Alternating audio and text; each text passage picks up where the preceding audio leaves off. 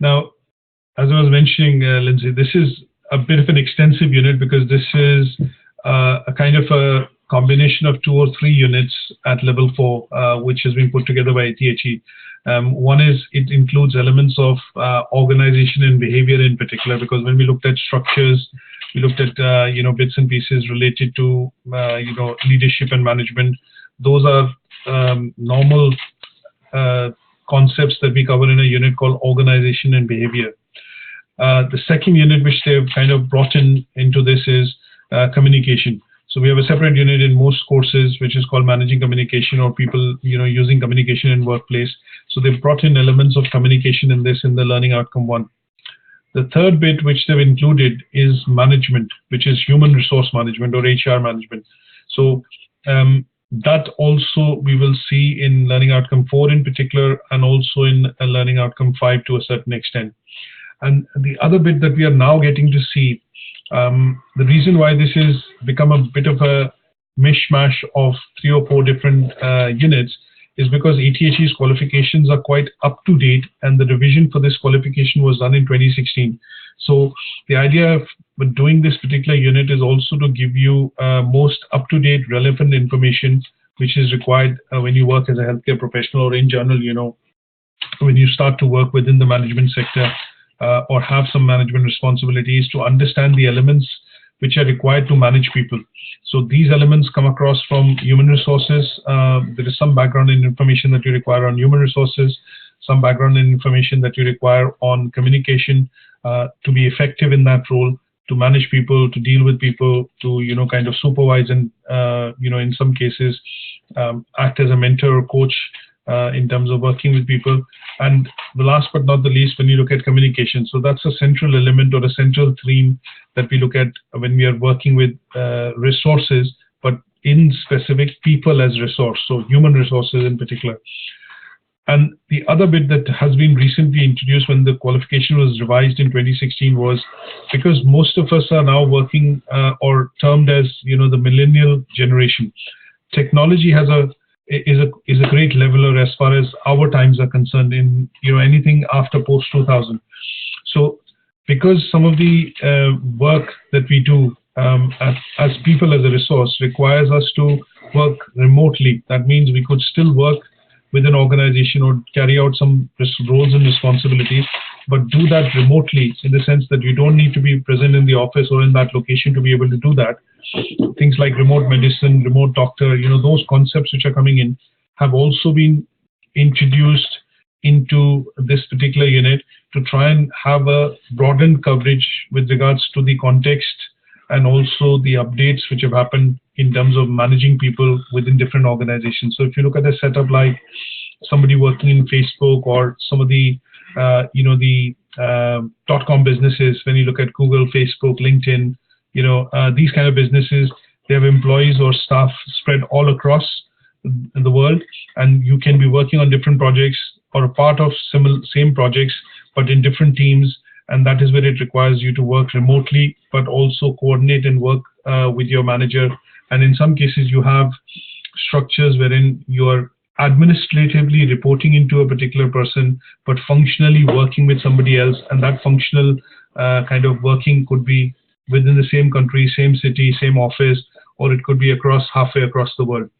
So there is a combination of 3 or 4 different units which have been brought across, and that's why this particular unit or module has up to 5 learning outcomes. So it's slightly, let's put it this way, it's a slightly more detailed module that we will study as regards to some of the other modules, and that's one of the reasons we need to give time to cover most of the content, so that some part of this, I think would be cross-referenced in another unit that we will study, which is communication skills for health and social care.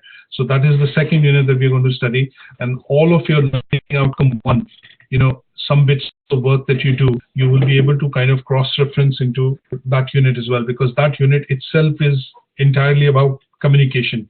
But as you see, one part of that unit is covered here in terms of understanding what are the different communication skills that we can use within the organization.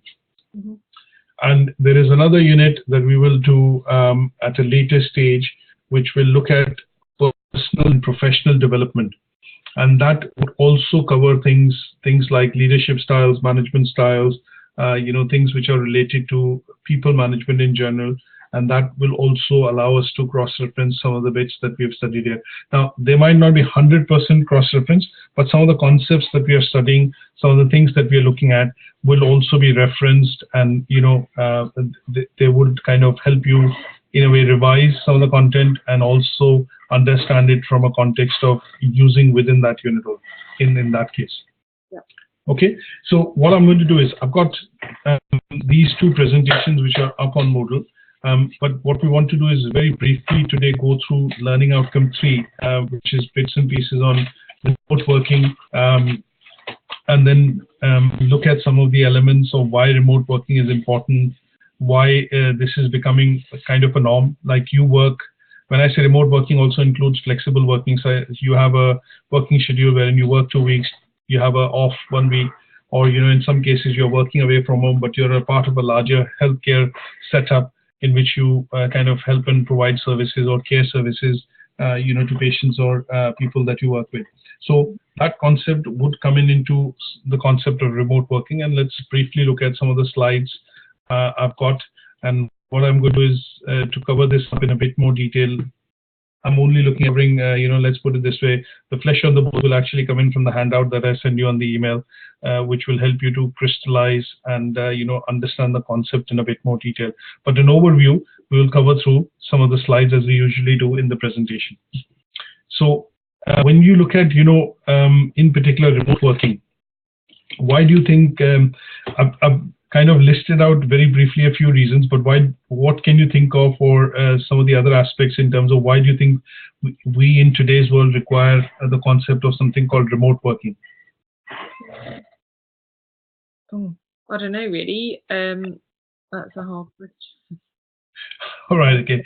I think the reasons are around us if we look at this, because in some cases today, because of the connected world, because of internet, for example, present example would be this particular course. You're doing this through distance learning.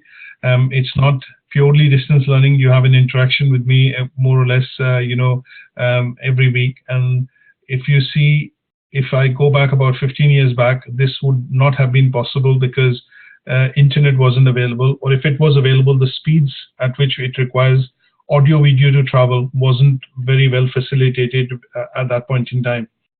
And sometimes I end up doing sessions from home. I'm not in the center, but I end up doing the sessions from home is because as long as I have access to the internet and the Moodle from which I can pick and choose the teaching and learning material, I can actually deliver session at any given point in time. And that allows me to do a bit of remote working in my profession as a teacher or a tutor.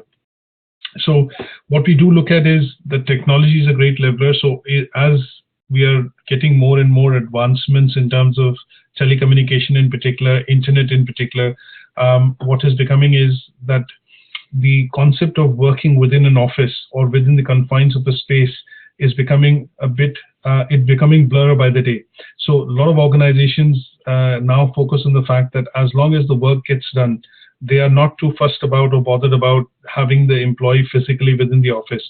And because in large cities, or as we call smart cities, cities like London, for example, you look at, bigger cities like New York, wherein the real estate costs are also increasing. To have an office within that city, some organizations find it detrimental. And in some cases, these services can also be provided remotely if the employee has been given access to, say, for example, a virtual private network, connectivity, enablement in terms of a laptop or a tablet. And as long as the employee is able to contribute towards the role or the responsibility given and execute it from a remote location, organizations are okay with that. And because of which, what they tend to do is you might be required only to come into the office once a week or once in a fortnight when you are having face-to-face meetings or discussions or, something like that. So the reasons for looking at currently remote working are many, but I think one of the key reasons we look at is convenience. We look at things like enablement in terms of technology, and last but not the least, contributions which can be done by various members of staff, employees, without coming into the office from remote locations, made possible because of technology, allow for the concept of remote working. And if you look at this as a concept, what we also look at is side by side the concept of management. So if you have employees or staff working remotely, like in your case, you say, let's look at a specific case of a generic case of, not a specific, but a generic case of healthcare professionals, giving service or taking care of patients. But you at some point in time, or the healthcare professionals, HCPs at some point in time, do reports which are sent remotely to their supervisors or their managers. And sometimes you go and attend meetings, or you have face-to-face discussions and reviews which are happening within the office or within the setup. And the reason why that is required is because a lot of workers would want to work or have to work because of the nature of their work in remote locations. And from time to time, they're required to come in and update records or create reports which can only be done within the confines of the office.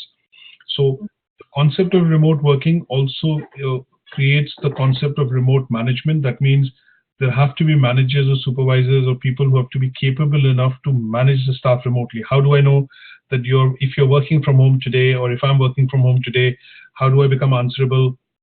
What are the reviews which can be done? What facilitates them actually working and not having a time off, or kind of leisurely enjoying my time at home while I'm saying that I'm working from home today? So those kind of management concepts have also been brought in when we look at managing workforce which works remotely because of the nature of the work or the nature of the job that they do in organizations.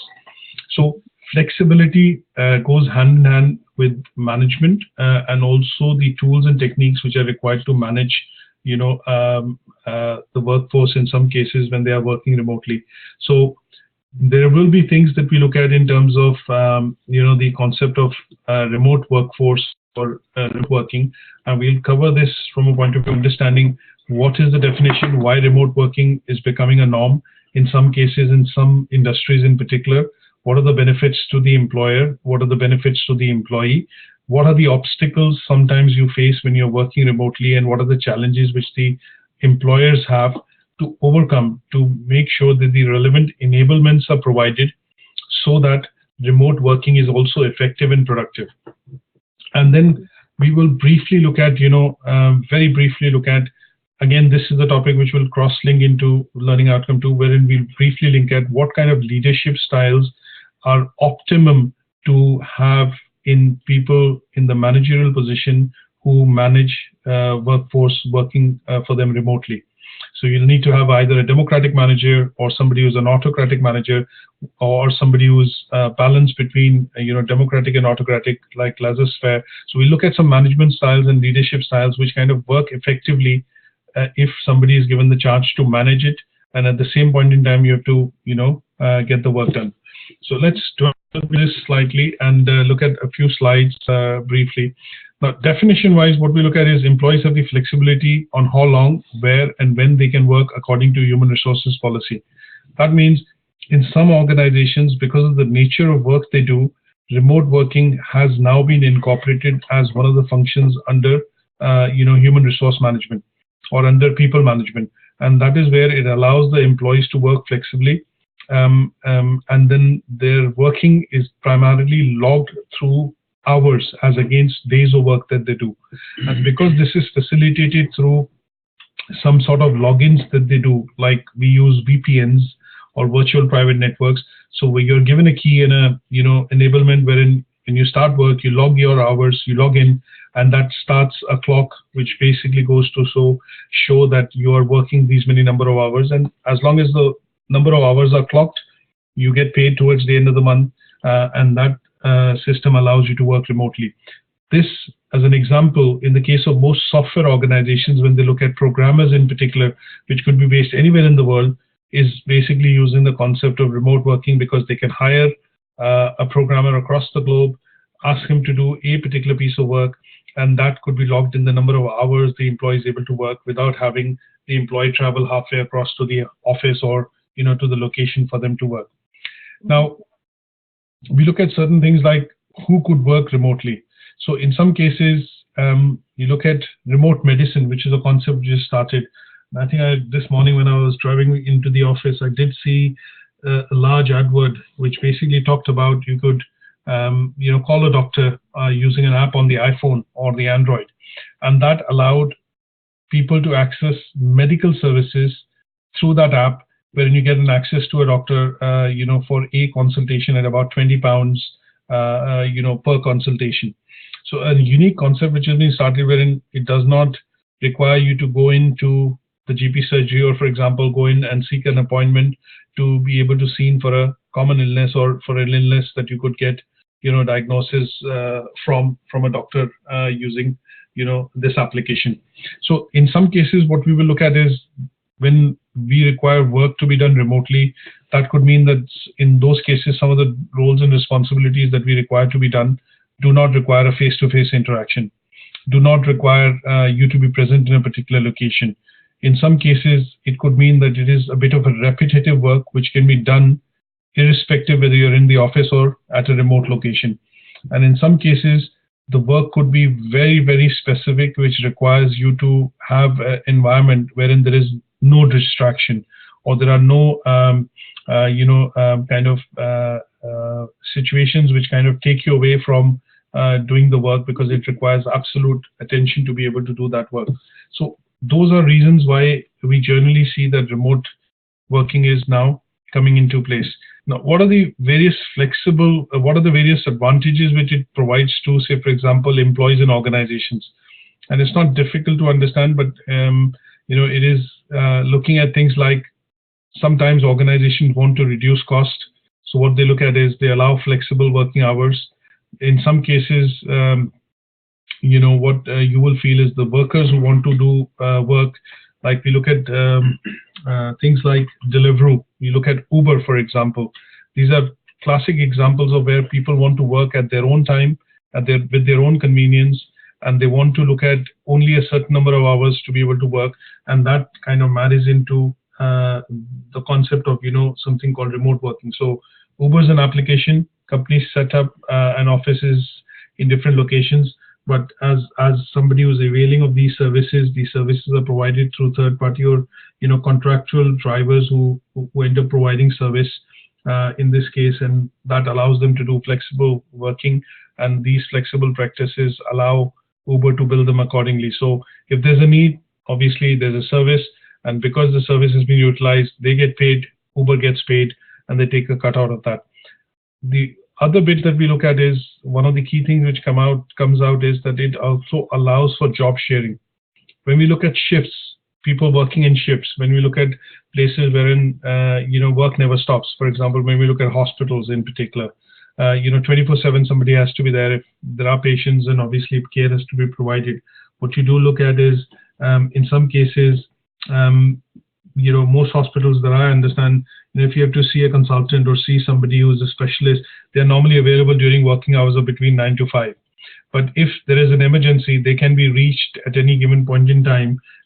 If there is a locum doctor or a medical doctor available in the evening hours, then you get to be seen by them first. But if not, then the flexible working means if you have to reach somebody at home or the doctors on locum who are there, then obviously their time is billable, and what they provide in terms of a service is billable. But sometimes you don't have them present at that location, but you're still able to get a consultation, or somebody from the hospital is able to speak with regards to the patient and get a consultation and have that thing resolved. But the time in most cases is billed. So that also allows for the concept of a bit of job sharing, but at the same point in time allows access to doctors or specialists even in off working hours. So these are things which we are getting to see in terms of both advantages, and to a certain extent there are some disadvantages also, but to a larger extent we see them as advantages because of flexible working or remote working now coming into place. So which I've highlighted here on the slide, I've covered things like less office space, saving of costs, eliminating time for commute. So a lot of organizations in London now allow for flexible working hours for employees because of the commuting time which is required for them to be able to reach offices and things like that. Now when we look at taking the example of rush hour in London, for example, you look at rush hours which employees can avoid. So sometimes you will see people in management would be given a bit of flexibility to start work at, say, 10:30 and finish work at, say, 6:30. So what they do is they try and avoid the rush hour, but as long as they're putting the number of hours in which is required as per the job role and getting the work done, the department or the person in HR is okay with. And sometimes these settings are allowed because it allows the employee to be more productive within the organization. And enablements like technology or connectivity, or things like internet, subsidizing of, say, internet connectivity at home for people who generally work from home, is done by organizations, which allows them to kind of let's put it this way, shave off certain costs which would be required for them to pay because they're working from home for their company. So there are lots of benefits, and what we do see is that sometimes in the recent past, surveys which have been done in particular by organizations like Facebook and Google, they tend to kind of pinpoint to the fact that working from home, they found employees to be more productive because they are in their natural setting and there are less distractions, and people are learning how to better manage time to be able to get work done more effectively and at a much quicker pace.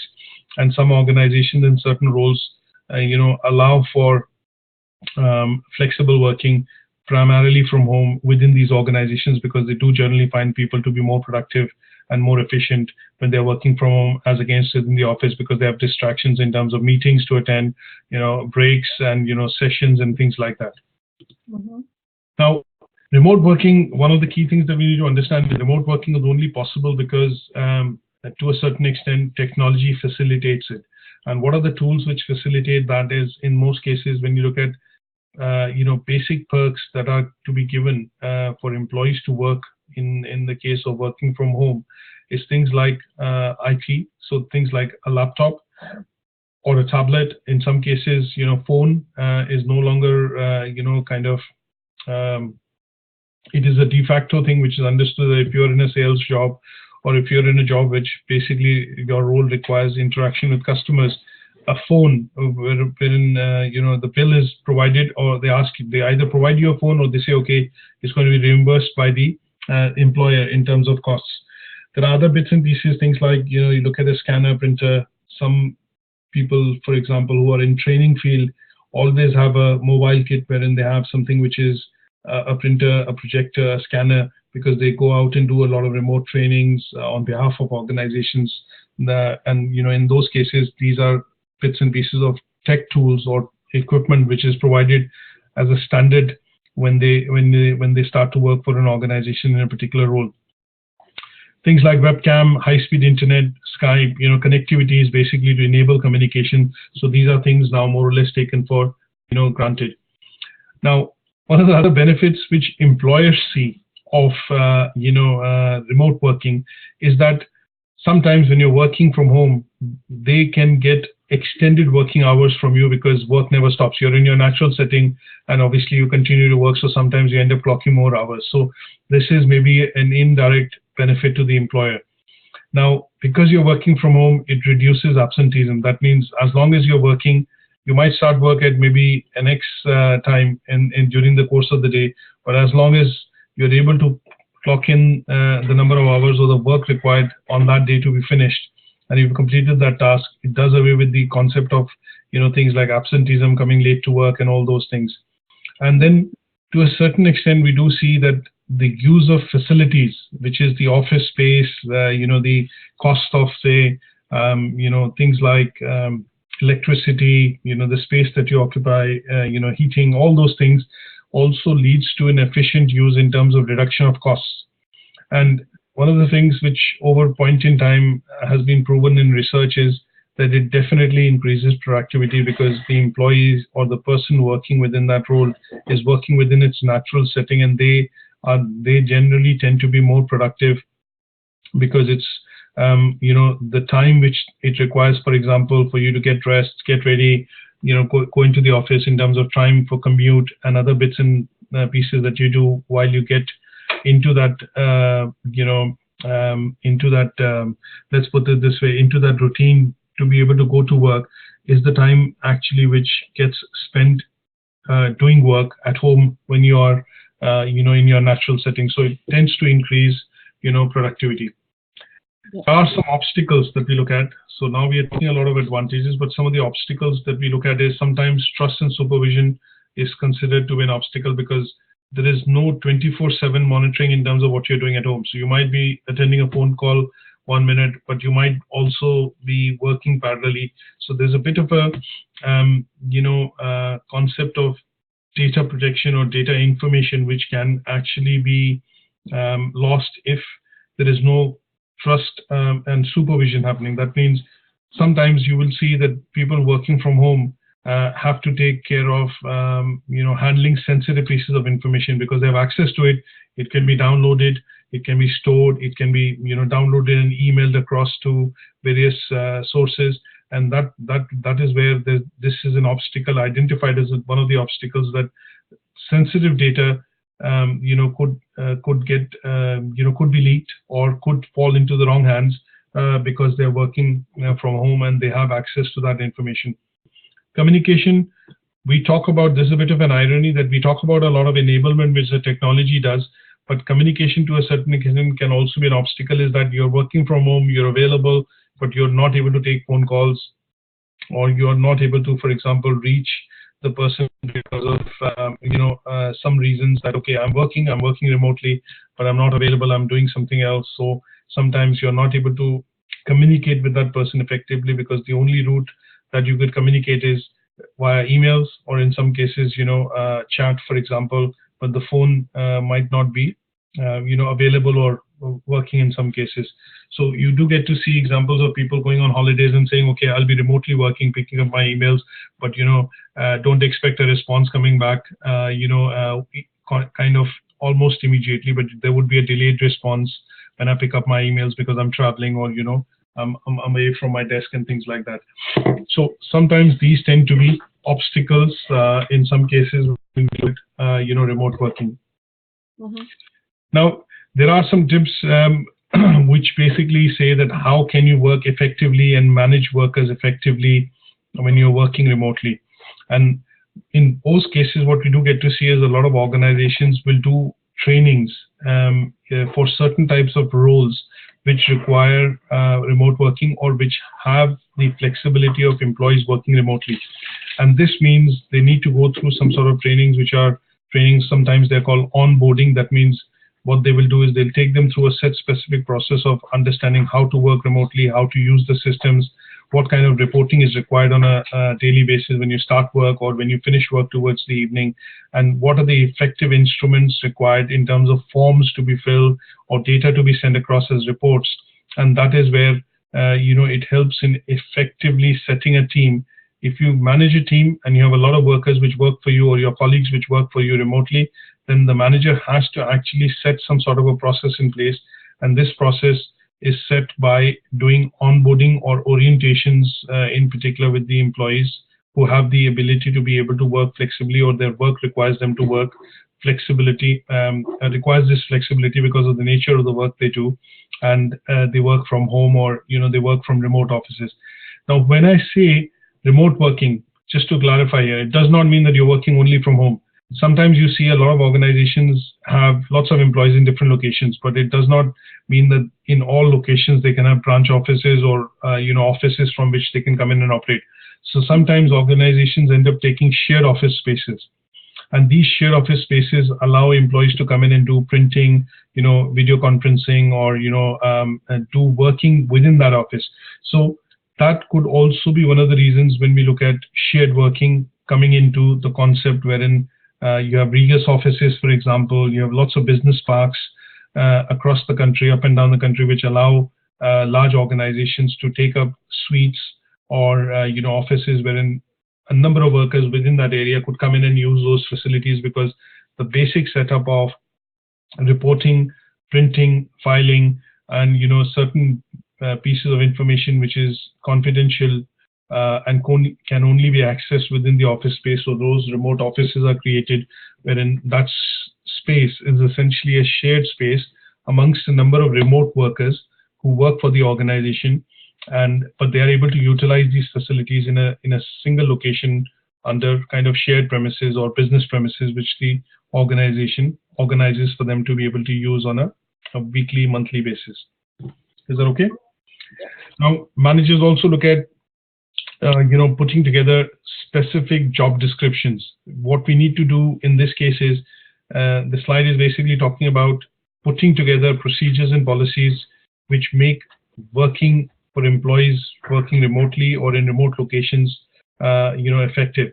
So we look at workplace practices or policies which have been put together over the years within the organizations, which allow for that to happen, allow remote working, logging into systems, and the job descriptions are tailored in such a way that they are able to then, manage most of the work and the reporting required from workers or people who work within this particular context effectively. Okay. To a certain extent, training is important. So onboarding and orientation, when we look at people who work, there are some rules and regulations set. So sometimes you will get to see that when companies do provide a mobile, a phone, which they provide for official purposes, it would say in the handbook saying that, okay, this is an official phone, not to be used for making personal phone calls. And they do monitoring. There's a bit of flexibility in that. Some organizations will look at that. But in general, it is described in the handbook that, if this is an official piece of equipment, it is not require, you should kind of restrict from making personal phone calls using this, because this is for receiving calls, or this is mostly to, engage with customers. And in some cases, when you look at cars as a perk being provided, it's only provided because they understand that, okay, you're going to clock these many miles, but you should restrain from using it for personal and commuting purposes, because this is given to you as an enablement or as a facility for you to be able to reach out to the customers or reach out to locations of different customers in some cases. And that all boils down to, having policies and procedures or practices in place which define this clinically, in the sense there's a very clear procedure on what can be done and what cannot be done. Mm-hmm. Is that okay? So I think this kind of gives you some brief idea in terms of what is the importance of the concept of remote working, the advantages to employers and advantages to employees, why it is considered in certain contexts, and why more and more organizations are now looking at building this as a workplace practice within the regular HR practices, to have some part of the workforce working remotely, because one, the job might require it, the nature of the work might require it, and the third is sometimes flexibility allows them to manage expenses, finances, and reasons which are associated to the overall financial health of the organization. Because in some cases, when you look at another example that I would say is, sometimes you will see that PT OpenReach, for example, in this case, they have a lot of people, or Sky, for example, that we use, have a lot of engineers which are on calls, but they get paid only when they get a call, when there's a call out. So you look at ATHE, for example, or Green Flag, for example, they have lots of people who are on retained contracts, but they have their own, kind of van and own equipment and everything which has been provided, but they work more or less remotely. They do not come into the office, but they take care of jobs and, kind of jobs which are in remote locations. So for example, if a tower is not working or needs replacement, there's a call out which is given, and that can only be given to somebody who's based in that area and is on a contract and is able to take that job up for replacement of that. And in the case of healthcare profession in particular, now, because of, there are three things which are now we are getting to see in our generation. One, we are all living longer. Second, we're seeing diagnosis of new symptoms, new diseases coming in place. And third is, because we are all living longer, we require care within our homes. So we will get to see increasingly, within the National Health Service and the, the profession in general within healthcare, we will see that there'll be more and more people who will be employed as healthcare professionals, and they'll be, providing support to patients or taking care of people within the confines of their home. Mm-hmm. And this is also, to a certain extent, hinted by the, the Tory party policy, which they are looking at inclusion of the, the Mental Health Care Act, and also of the healthcare services, when they've kind of proposed that people should be able to pay for these services through, for example, your home and things like that. I think it was slightly controversial, but it kind of alluded to the fact that because we're living longer, we need more care, and the care can be provided within the confines of our home by healthcare professionals. And part of this provision will be subsidized from the cost of your house, and part of this will be subsidized by the government in terms of national health services. Mm-hmm. So this as a concept is going to become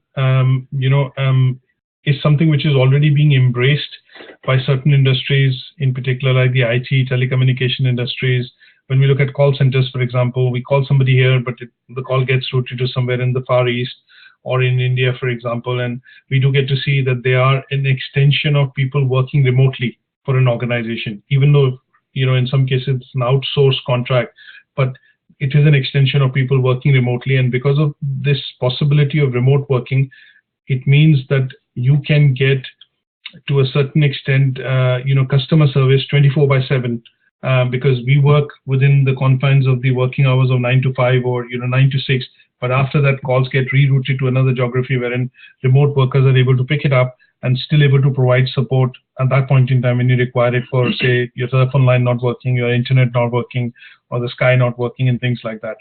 Mm-hmm. So those are the reasons why we look at the concept of remote working, the development of practices around that, workplace practices and ethics, and then the benefits to employers and obviously benefits to employees, which creates employment opportunities, flexibility in terms of people wanting to work, and to a larger extent takes care of from an employer's perspective of the problems of absenteeism, lateness, and productivity, because they do generally find people are more productive within the natural settings in which they work.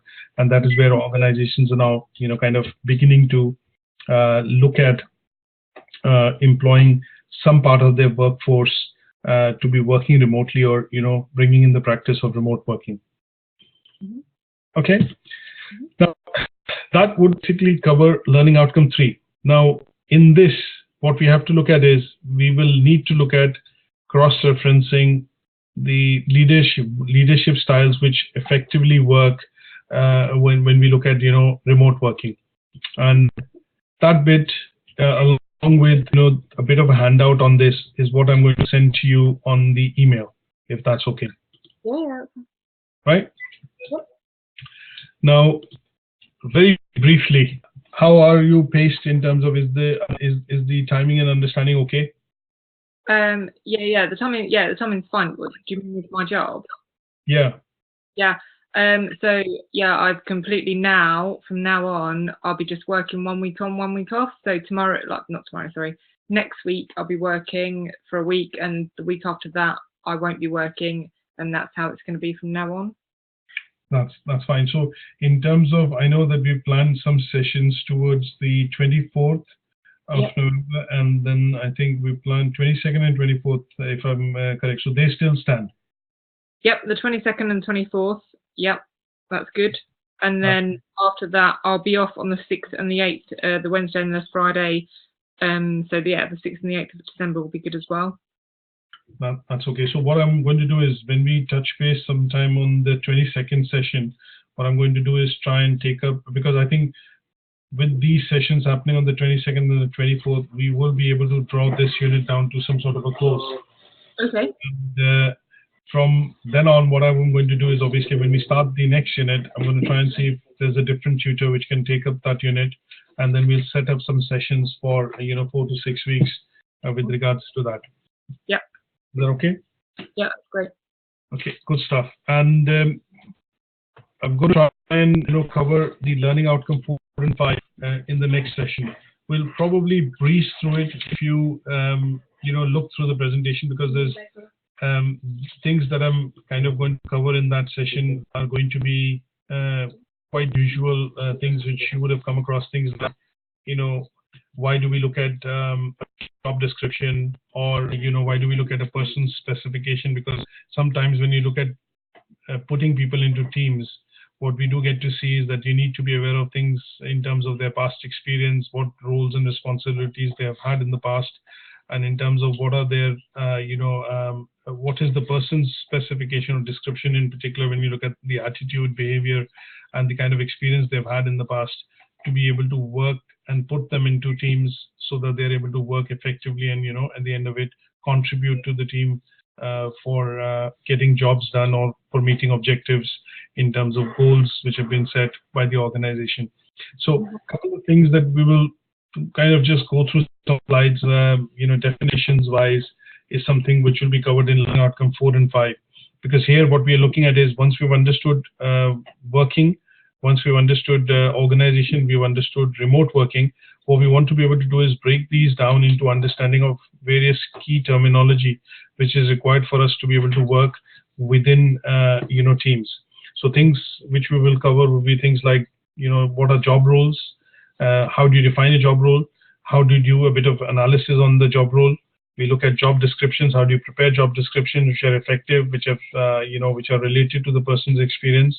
And to a certain extent, what we will also look at is when you look at the process of recruitment and selection, why some of these things that we look at in terms of a CV, we look at things like job description become important, is because you want to be able to look at selecting people basis, kind of a bit of a backward working basis, what is required in the role from that person to be done, and then you match the key skills and their experience which they've had over the years to map it with requirements to putting and hiring people in terms of recruitment and selection. Is that okay? So what I'm going to do is obviously stop here for today's session and then continue with this on the 22nd when we meet again. And the idea would be, if you are able to go through some of the slides, briefly go through some of the slides, then it'll help us to kind of cover these two outcomes and then do a bit of discussion around the assignment as well. Yep. Okay. Yeah, good. Brilliant.